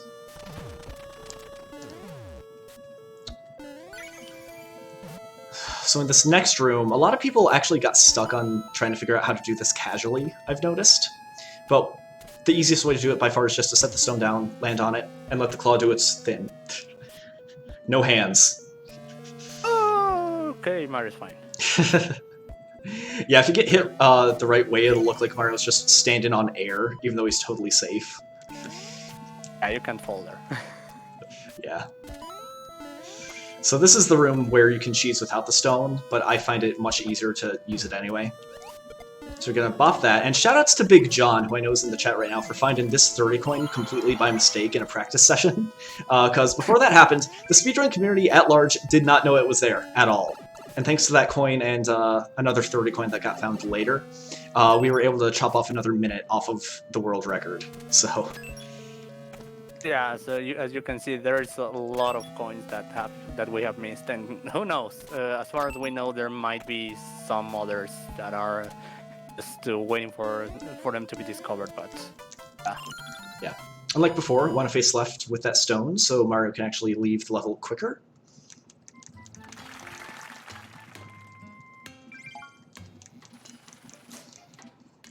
Okay, so now we get to an interesting part of the run where the worker toad we're in front of right here is going to be panicking because apparently one of the toads got kidnapped by Bowser. And where did he get kidnapped to? Space, of all places. Because we're back in Mario Galaxy, I guess. Yeah. Makes sense to me. I mean, that's where we kind of left Bowser the last time. I guess, Sort of. yeah. Yeah, so because this is the new Super Mario Bros. U style, and we have low gravity, we can maintain a lot of our height just by spinning at a certain rhythm. So I'll be doing this throughout most of the level just to maintain height. We don't actually like save or lose time by losing any height, it's just convenient. And we don't want to rely too much on the bumpers because they can bump you the wrong way, so... Yeah, if anything, we want to hit the Goombas like that to get height back, but... Okay, so right here I'm going to go for kind of a cheeky 30 coin grab. Perfect. Nice. That one's not too hard to get, but it really is, if you go directly for the bumper instead of a wall jump, it's very easy to like get bumped underneath the stage and have to start over, so... Not too shabby.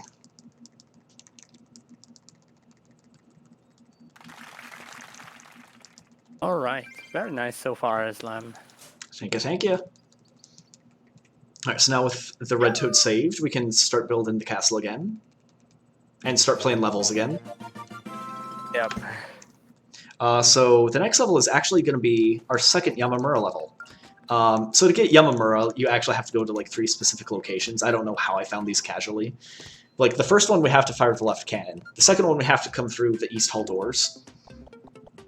And his second level is another level where we have to collect all the coins in it in order to meet the clear condition.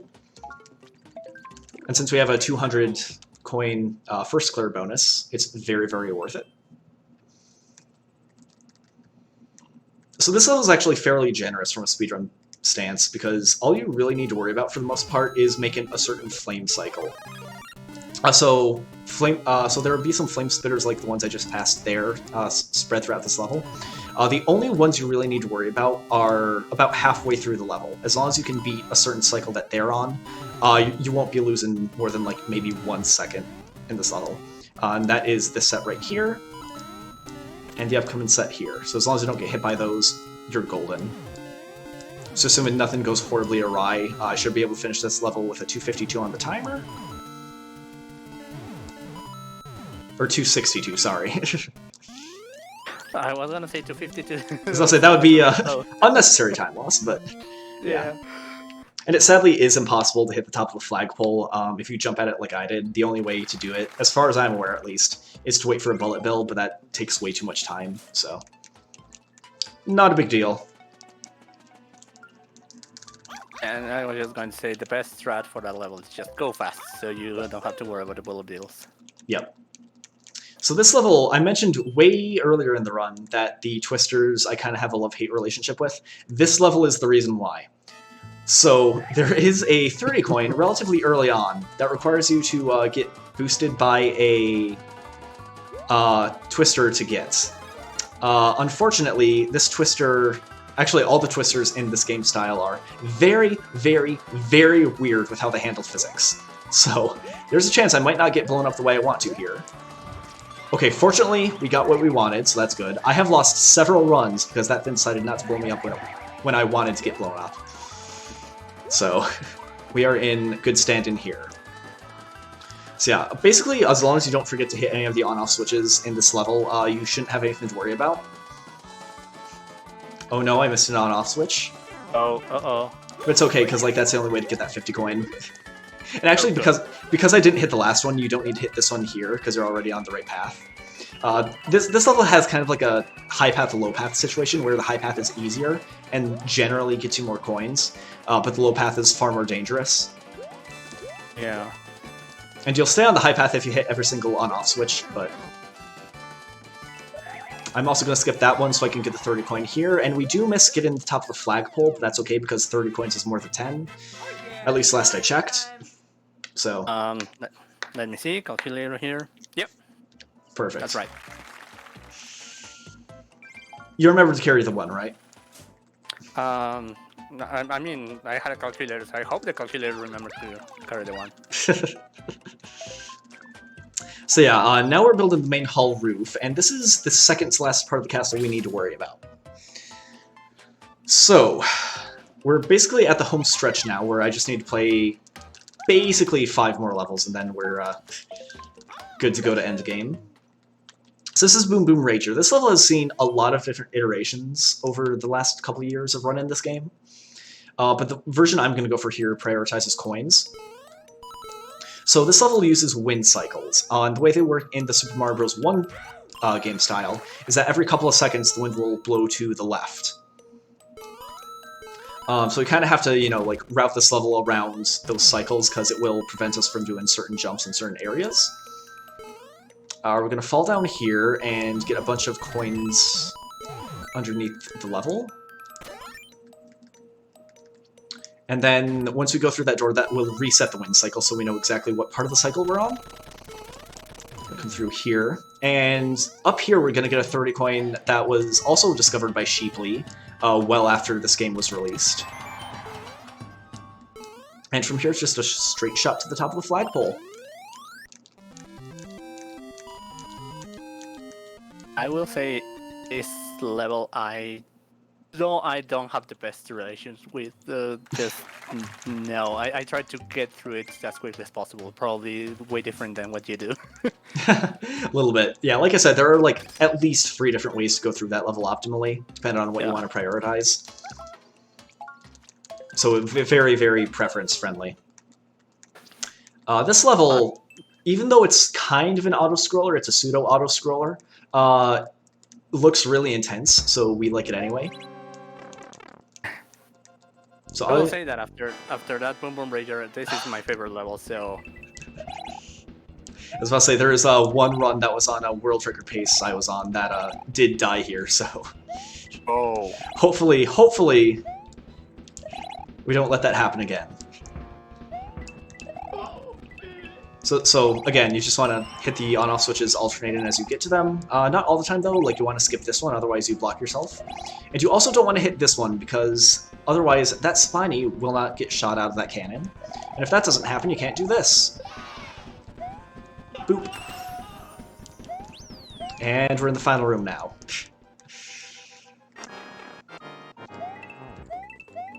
Can grab that 30 coin, which funny enough is harder to get than the 50 coin. By like all accounts, but hey, still easy enough to get, so we take it. And that ending looks very, very close, but now Banzai Pills have their hitbox slightly behind their nose, so even though it looks like Mario gets touched there, there's nothing bad happening. Yeah, fortunately, yeah, the hitboxes are generally pretty generous to us in this game, but not always, not always. Oh no. Yeah, so I mentioned before that we had 2.5 underwater levels to play through in this run. This is the half, because only one part of it is fully underwater, the rest has water at the bottom. But yeah, so this level introduces Porcupuffers, and if you know anything about Mario Bros. 3, you know what a pain in the butt those can be, because if they eat Mario, that's an instant death. It doesn't matter if he's small, it doesn't matter if he has fire, you will just instantly die. The same is true here. So ideally, we don't get eaten by any of them. So right here, I'm going to try to kill the one in the back as quickly as possible, because he'll give us a key, which lets us into this room, which has even more Porcupuffers, but we have a star, so it's okay. Yeah, the star is like the one power-up you can get that will prevent you from getting eaten by these guys. And unfortunately, we can't take it to the end of the level, because there is a Porcupuffer right at the end that is guarding a 30 coin that we generally get, or at least I generally get in any percent. But if you have a very precise setup, then you can actually just damage abuse through him twice and not have to worry about getting eaten. That's not the setup, actually, but it worked out, so it's fine. Oh, yeah, I was just gonna say that the damage boost allows us to be in like a state like the star where we don't get absorbed by the Porcupuffer, but that would look finicky there in the exit. Yeah, I'd never actually seen that particular pattern before, so that was interesting. Still, we made it out alive, so no complaints.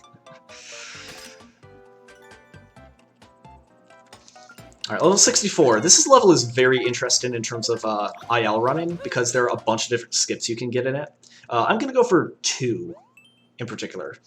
So the first one, well, first off, to open, you want to hit this mushroom, start the snake block, and then go back and get the mushroom before it goes away, but also before the snake block gets too far away. So right here, once it passes this set of spikes, I'm going to do a triple jump off of it. And skip having to ride it the rest of the way to this snake block. And do a large jump there. Deplete that of its coins, and I'm going to ignore the rest of that snake block because we don't need it to go through this pipe.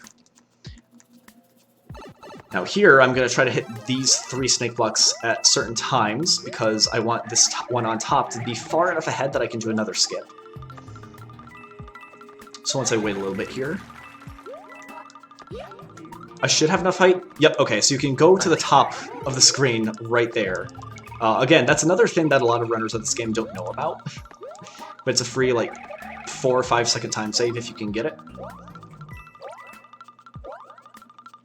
And then it's basically just making sure you don't get hit by this wiggler.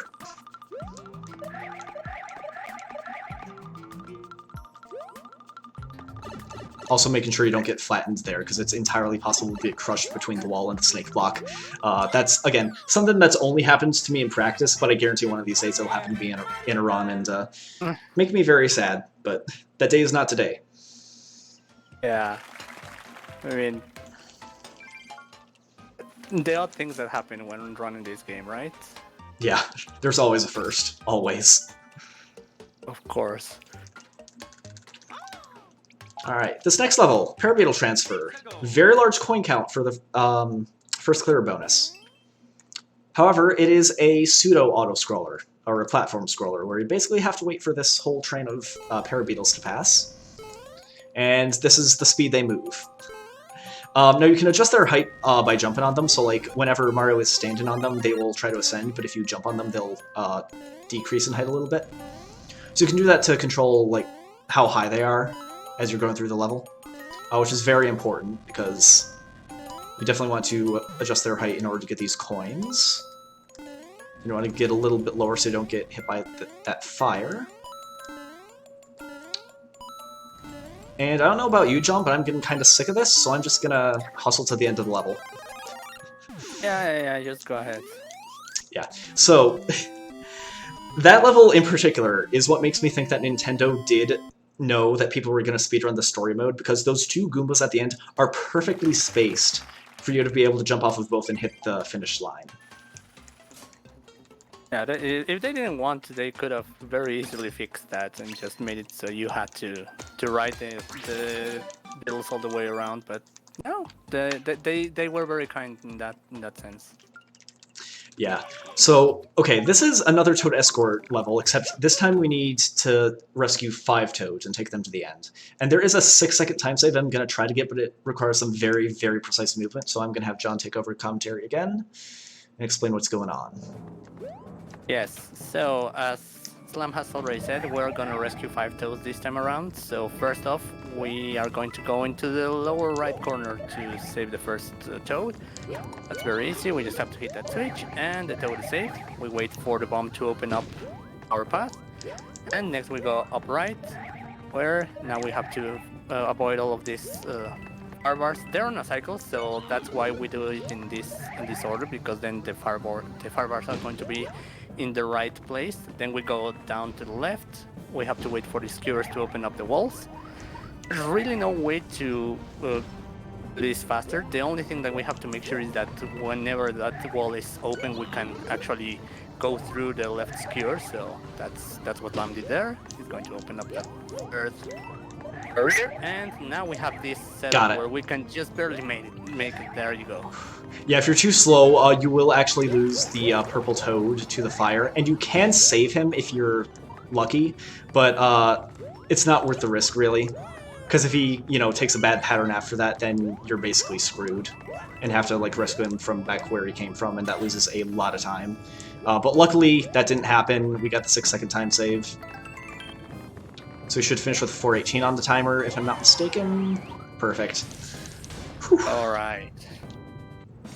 Very nice stuff there. Yeah, that's all of that level is a big cycle that Slime just had to hit, and he did it perfectly. Yeah, that's definitely one of the sweatier parts of the run, without a doubt. Alright, and because we have enough coins, guess what, guys? We get to see our Dino pal again, Yoshi! And this time I promise not to kill him. Maybe. I mean, I didn't kill him before. No, again, better pillows, better pillows.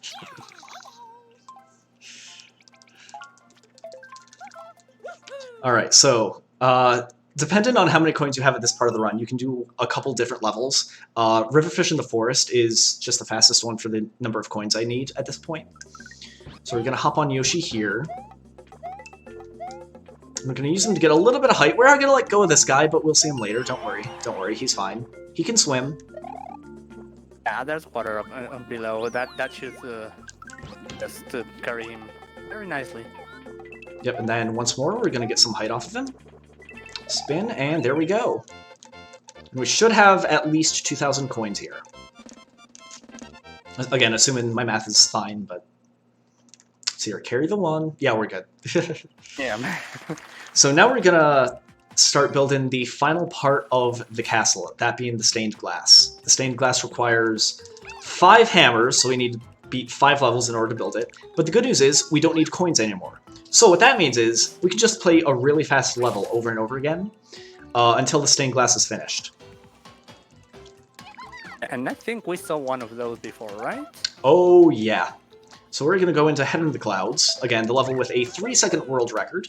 But again, we're not going to be playing it that fast, because it's way too risky. But we're still going to be playing it kind of fast, so... We're playing it faster than we did the first time, because, as you said, we don't need the coins, so we can skip the big 10 coin on the right. Yep.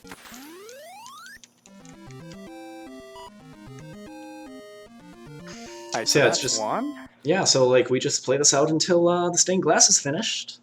I know, very exciting ending, I'm sure, but... Or is it? I mean, that should get the castle done, so... Yeah. So, yeah, we only need to do this 4 more times. Yeah, definitely 4 more times, no less. Yeah.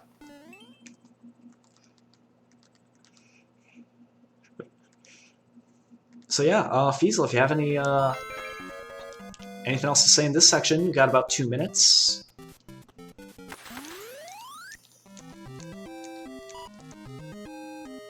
Anything you want to plug? Any donations that came in? All you, man.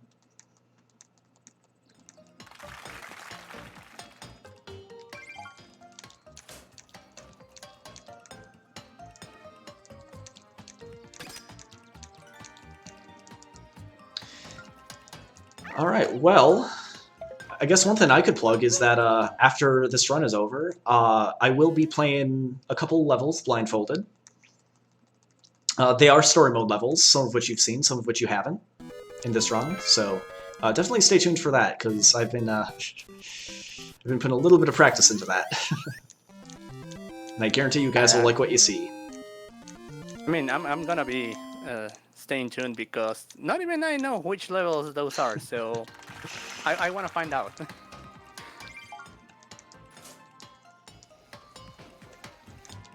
I mean, I mainly don't know because I want to have the surprise, of course. It's nothing else than that. And I mean, I cannot fathom which levels you can do blindfolded because, I mean, you've seen it. It's not like any of these levels are easy in any way. So.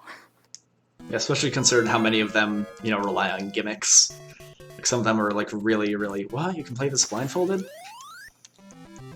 Okay. But, yeah, you might be surprised. Alright, so we only need to beat one more level in order to finish the stained glass and beat the game.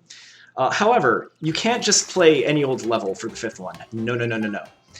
Here we get the final level, the definitive final level of story mode, or at least any percent, Meowser Showdown. This is a 2-minute level, where, again, more lore. Basically, Meowser just kidnaps Toadette, and we have to save her. But yeah, this is arguably the most RNG level in the game. I know I said that about Bloober Barrage earlier, but this one has a lot of RNG. The first of which comes from these fire bros we see at the start of the level. So I'm going to grab this mushroom for safety because I don't trust these guys. Looks like they were actually pretty kind to us, so that is pretty cool. Okay, so I'm going to try to make my way across here. I want to preserve this mushroom as much as possible, because we will be seeing Meowser very shortly here, and his movement is completely random. And if we get hit as Small Mario, that's not great. Okay, he was actually very kind to us there, so that's nice. And this... Hello again, buddy. Don't see that very often. Yeah, so this room is, like the cart level before, literally just a room where I hit jump. Nothing much left. Actually, no, sorry, I lied. There's one other thing we do in this level, and it's pretty insane. And it's not just jumping. Oh, no. I don't know if you guys are ready for this, but check it out. After I do this jump, we turn to the right. Insane stuff, I know. I hope it didn't blow your guys' minds too much, but... Yeah, that's the one other thing we do here. Okay, so I should talk about the upcoming battle. So, in this next room, we have to hit Meowser with 4 POW blocks. However, we can only hit him when he's in the foreground. If he's in the background, which he can stay in for quite a while, we can't hit him, so we can lose a lot of time that way if he decides not to cooperate. However, thanks to an individual level runner by the name of QWERTY, we actually now have some RNG manipulation that will make Meowser want to stay in the foreground far more often than not. So, I'm going to jump into this corner down here, and if we stay here, Meowser should ideally... Well, I said ideally. Come into the foreground, like that. And hopefully he'll stay here for a little bit. Hopefully. I guess that counts. Yeah. Stay, boy. Come on, buddy. Come on, buddy. Yeah, he can just, like, fire fireballs like that as long as he wants. Alright, we're good, though. Alright, so time is coming up very shortly. The next room is actually where the finish line is. So I'm just going to get a spin jump ready. And time. Very nice run there. Alright. Thank you. Alright, yeah, 140. That's actually really good for a marathon. Yeah, definitely. Very nice. What is it like? Not even 2 minutes above world record, so... Yeah, I'm proud of that. Alright, so... Now that that's out of the way, want to thank everyone for watching. Had a lot of fun with this run, so hope you all enjoyed. Hope you all learned something. And hope you all are happy that I actually spared Yoshi at the end. That's most important. Let's see here.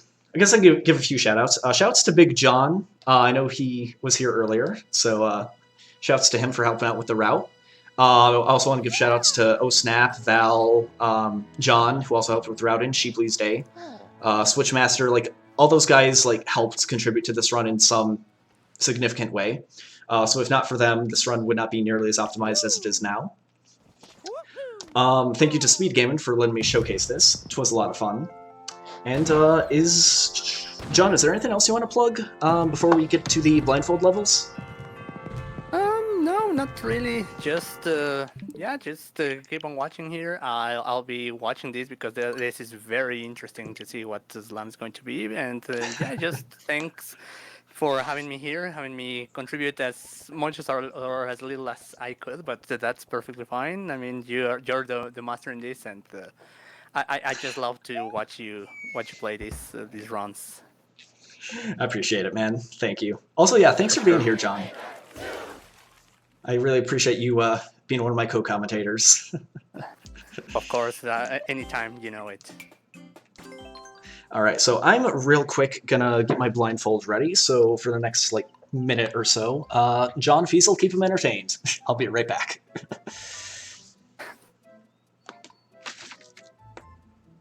Oh boy, gotta entertain the crowd here. Right. Yeah, we do. Well, you know what I do for fun? I read out what the incentives are that are coming up. We have coming up later this evening, and about just less than an hour from now, I believe. We have Pokemon Pearl has an incentive for naming the trainer. You can donate and write in the name of the trainer choice.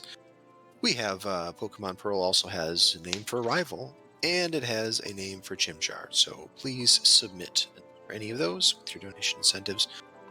We also have coming up, let's see, let me see, the stuff during the Osmorn block got met, Antichamber and Superliminal, but we do have coming up Resident Evil 2 happening at 2:44 a.m. Eastern Time, and we have a bidding war between either Leon A standard at 60 FPS or Claire A standard at 120 FPS.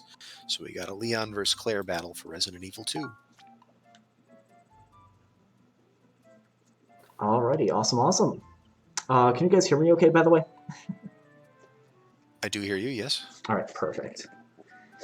Alright, well, I am all set to start these blindfolded levels then. Go for it. So the first one we're going to see is actually the first level in the game, a downhill battle. This one's, kind of a standard Mario level, so, it's got plenty of sound cues we can use and all that. Okay, so before you saw me use the upper path, where there were a lot of coins, here, we're actually going to be using the lower path, because it's just easier to navigate. So the first difference you'll notice is that I grabbed the mushroom, just for some safety. And 1, 2, 3, 4, 5, 6 we butt slide. Then I'm gonna damage abuse really shortly here. Then I'm gonna get up to this pipe, make sure that piranha plant goes away. Then we're gonna go down to the sub area. Now the sub area is very straightforward, as you can see. So once I'm at the end, I'll just go back up. And if you remember from the 80% run, the checkpoint actually gives you star power. So we're going to make full use of that to get to the end of the level. And once we land, we're going to do 3 quick jumps. And just like that, we're at the end. Oh yeah, Mario time! Very nice. Alright, so that's the first level. I'm actually going to adjust my headphones here so I can hear everything okay.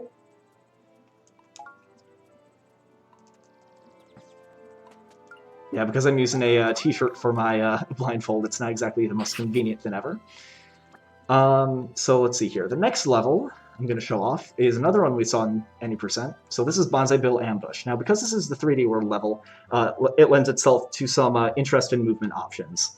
So I mentioned before that the cat suit can be used for a bunch of different movement, and we're going to be making full use of that here. So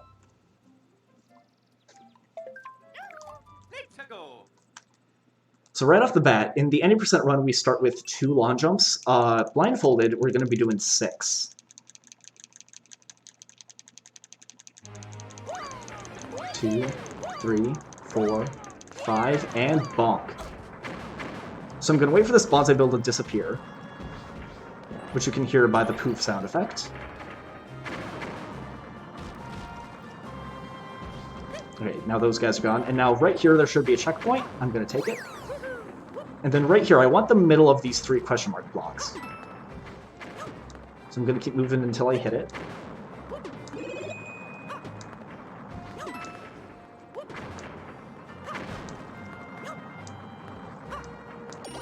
Okay, and I'm going to wait for this lower bonsai build to disappear.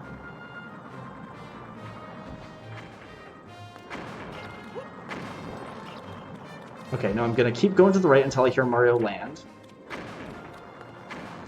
Alright, and then I'm going to have him climb the fence up and to the right until I hear a very specific bonk. And Mario is perfectly safe this entire time, so even though he jumps off a couple times, do not fear.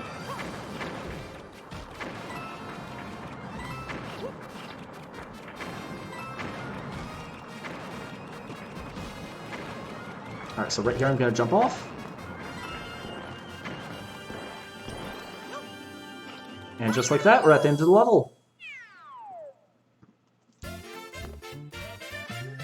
Easy peasy. Not a problem.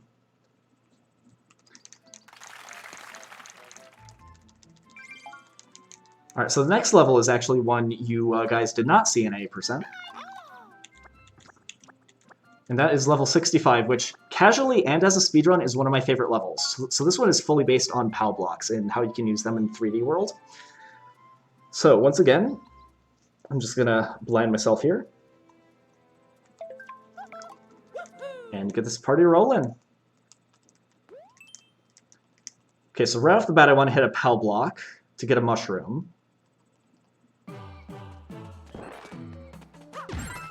right there. So I'm going to wait for it to reach me. Perfect. Then once I hit the wall, I'm going to jump 3 times. And going to run until I hear the bees. That might be a problem, actually. I'm going to restart there, actually. Because you do want to maintain the mushroom for a later part of the level.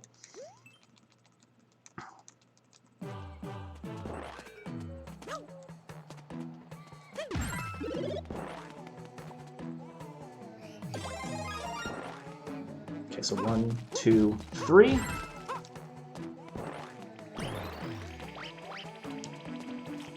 Alright, then I'm going to turn around once I hear Mario land.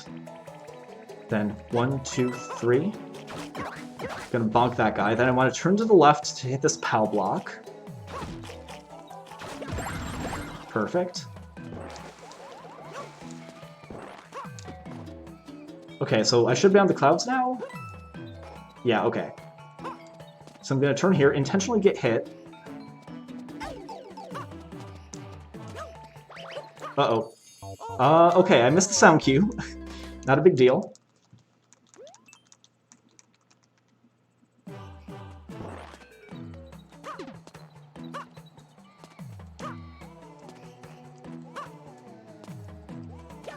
Oh wait, did I hit a checkpoint? I don't remember.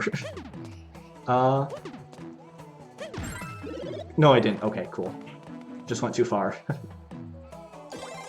Yeah, this is definitely one of the harder levels to do blindfolded, but it's very, very satisfying if you can pull it off.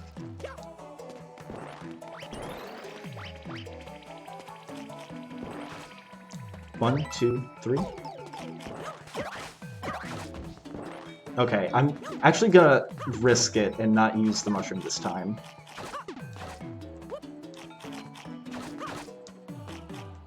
Okay, actually I have no idea where I am. I'm sorry. Oh no! I promise I will get this.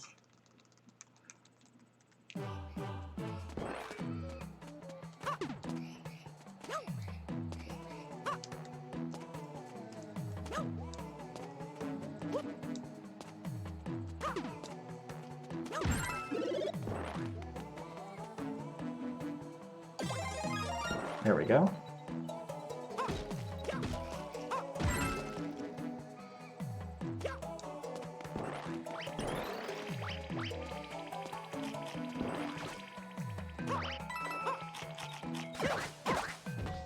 Okay, so now we should be here for the POW block.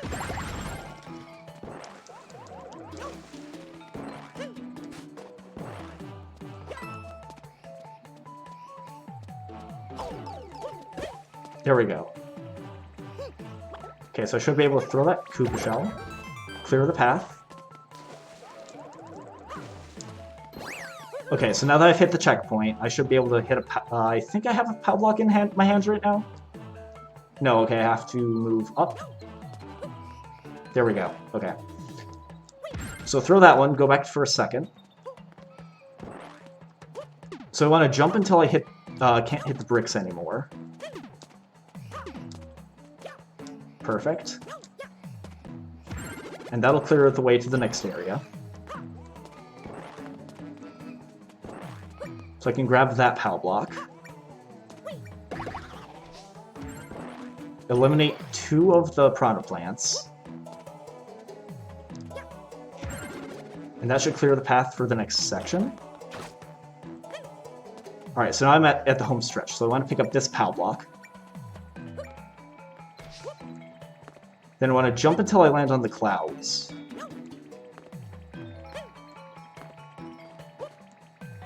Okay, so that should be good. So I want to throw it forward. Eliminate that bee, which I did do, and I should be home free. Perfect, okay. Alright, so that was 3 levels. Feasel, do you think I have time for one more? It should take like... Yeah, you can do one more. Go for it. Perfect. Alright. So, all these levels so far, you guys have been able to see what I'm doing, and I have not. But how about a level where neither of us can see what's going on?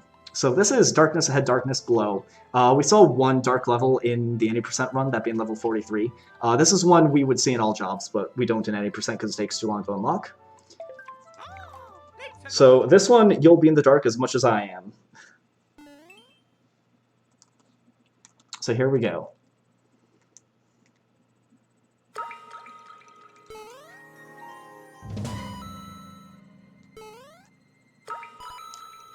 So I turn around when I hear those coins, get the mushroom, go back to the right, break some blocks, get that vine out of the way,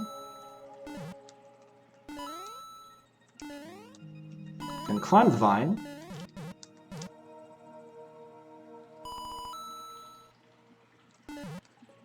Then we want to go all the way until we hear a crusher. Right there. Perfect. Go past it until we hit another crusher.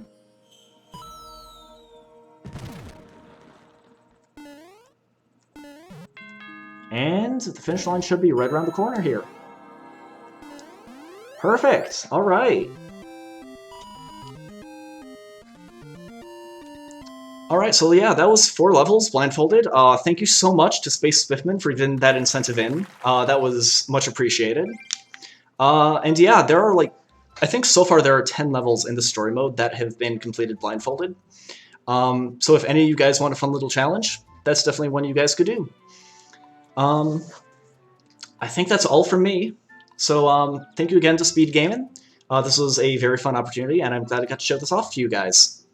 Hope you guys all enjoy the rest of the marathon, and until next time, take it easy. Peace.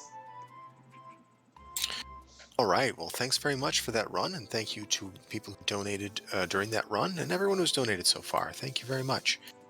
Do notice that we have some donation incentives coming up, particularly the Pokemon Pearl run, which is going to happen after the next run.